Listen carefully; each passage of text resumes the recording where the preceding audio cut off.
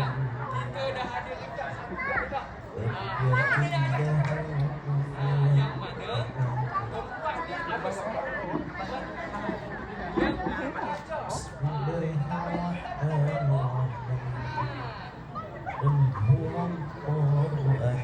Sampai tadi. Assalamualaikum.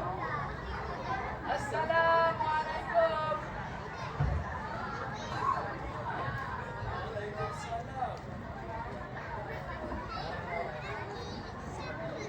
Saya nak bertanya. Saya sedang mencari seorang tuan guru. Sebab saya daripada daerah Bangkilau. Dia minta saya dan anak-anak saya ni untuk diberikan ajar ilmu yang bagus dengan seorang tuan guru.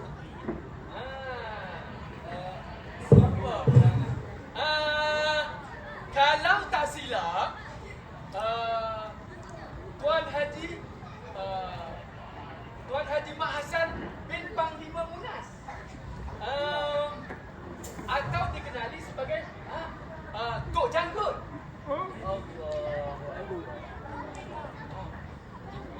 Nampaknya anak-anak, kita dah bertemu dengan orang yang betul. Inilah dia, Tok Janggut.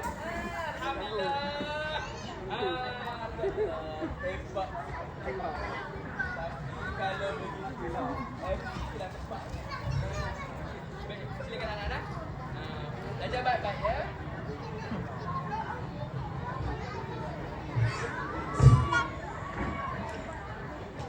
Tok Janggut nama sebenarnya Haji Mat Hassan bin Yunus bin Munas. Dilahirkan pada 1853 di Kampung Jeram, Pasir Putih, Kelantan. Kerana ayahandanya berkhidmat sebagai panglima istana, dia turut dibesarkan dalam istana Tengku Sri Maharaja Jeram. Bekerja sebagai petani dan peniaga semasa menetap di Kampung Nering, Kelantan, Tok Janggut dikenali kerana menyimpan janggut lebat hingga ke dada. Di samping mewarnakan janggutnya dengan warna kemerah-merahan.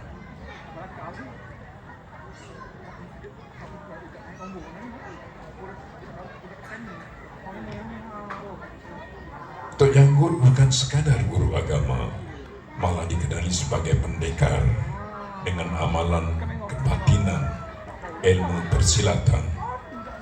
Beliau hanya bersekolah pondok di Kelantan. Ketika umurnya 27 tahun, menimba ilmu ke Mekah sebagai kemuncaknya pengajian pondok sekitar abad ke-19. Apabila balik di Kelantan, beliau berhadapan dengan fenomena perjanjian Inggris dengan Siam sekitar tahun 1909. Inggris semula campur tangan meletakkan Jeram di bawah pentakbiran jajahan Pasir Putih yang dibentuk pada 22 Oktober 1910. Tok Janggut bersama rakyat menentang campur tangan British kerana mengenakan cukai tanah yang diwajibkan kepada petani pada tahun 1915. Petani dikenakan pelbagai cukai yang membebankan, dan kesukaran membayar cukai kerana pejabat cukai terletak jauh di bandar dan mengambil masa 3 hari.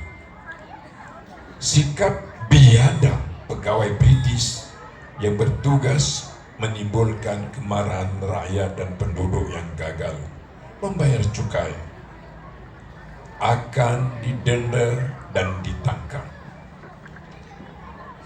Tok Janggut telah ditomak dan difitnah sebagai penderhaka oleh bangsanya sendiri. Mereka telah diperalatkan oleh British untuk membunuh pembela mereka kerana terpengaruh dengan propaganda halus British bahwa kononnya orang Melayu pantang menderhaka. Sejarah mesti diperbetulkan. Sesungguhnya Tok Janggut bukan seorang penderhaka. Beliau seorang pembela. Wahai orang-orang kampung,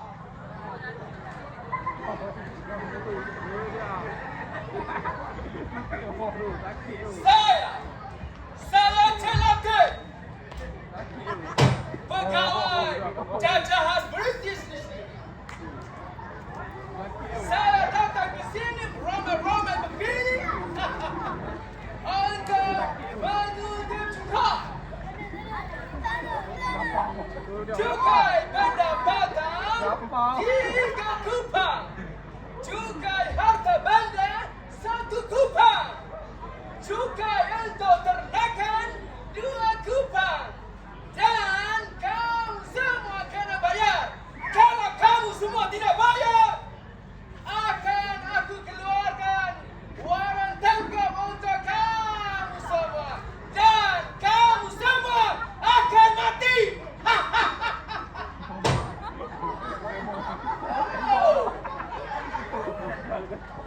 Tok Janggut. Ya, aku kenal sama kamu, Tok Janggut. Kamu juga tidak terlepas daripada membayar cukai. Kamu kena bayar. Kamu kena bayar. Allahu Akbar. Allah. Tak apa. Kita tak akan bayar juga. Wah, kenapa?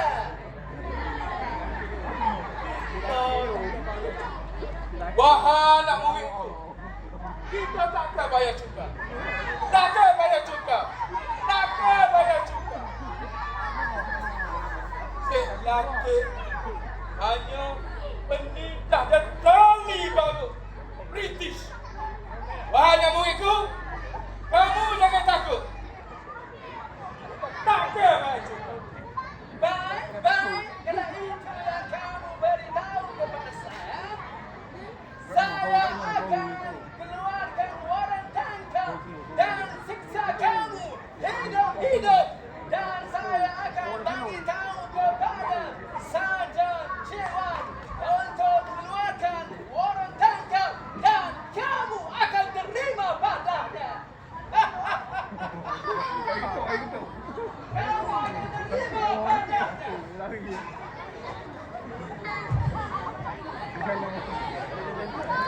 Cik Latif, Cik Latif. Tak padan dengan kecil. Tak putih.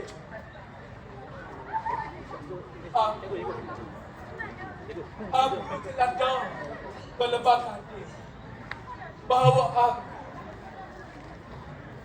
aku tidak berniat langsung untuk menderhaka kepada Sultan. Tapi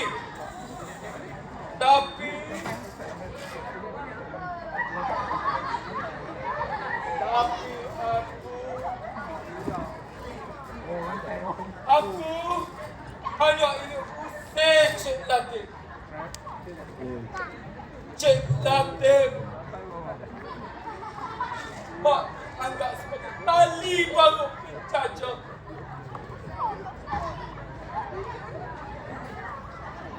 Rakyat tidak usah bayar cukai, tapi tempat membayar cukai terlalu jauh, tinggal menindah rakyat. Cik Latif. Tok Janggut gugur di kampung dalam Puput, Pasir Putih, Kelantan. Mayatnya dibawa ke Kota Baru. Setiba di Kota Baru, mayat Tok Janggut telah diarak sekeliling bandar.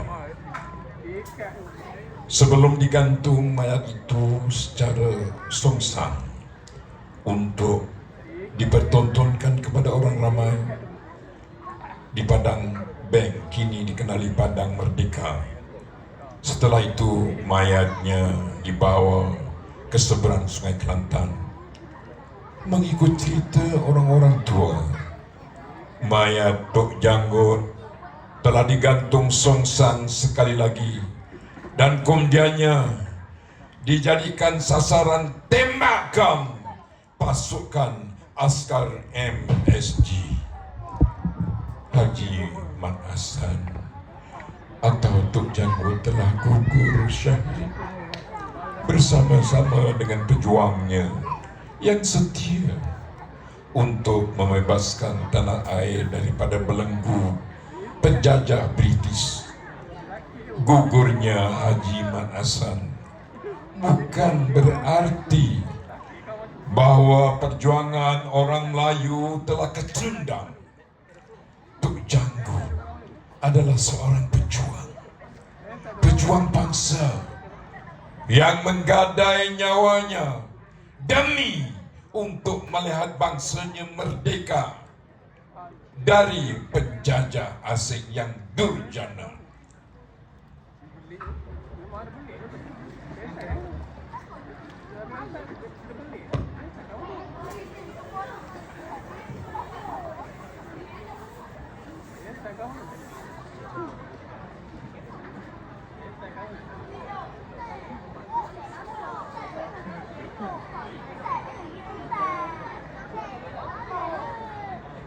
Seorang pembela punya karamah yang akan datang di kurun ini.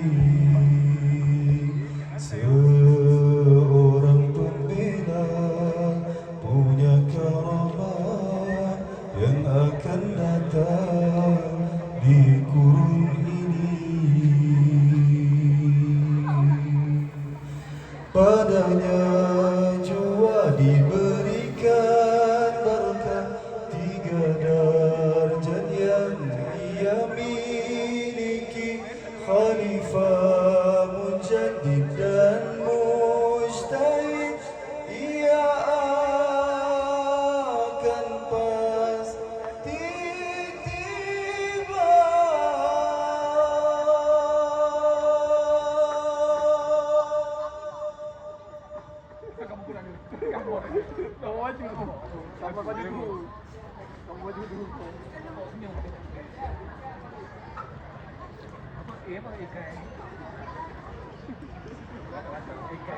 Demikianlah tadi kisah Tok Janggut.